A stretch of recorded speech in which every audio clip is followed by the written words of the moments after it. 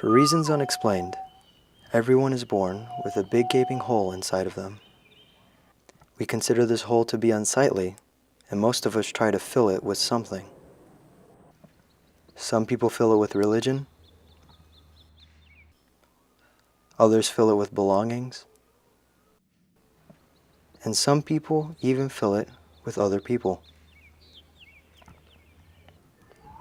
I never bothered to fill mine with anything because I found if I stand against the wind at just the right angle, it makes the most delightful whistling noise.